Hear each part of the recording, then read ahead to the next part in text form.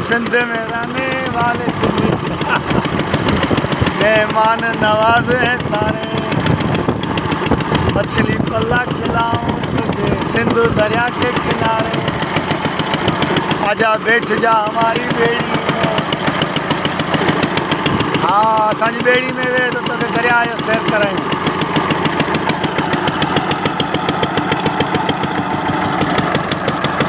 असां हाणे कपर ते पहुची विया आहियूं। ये नंढड़ो व्लॉग आहे, तव्हां दोस्तनि सां शेयर कंदासीं दरिया जो।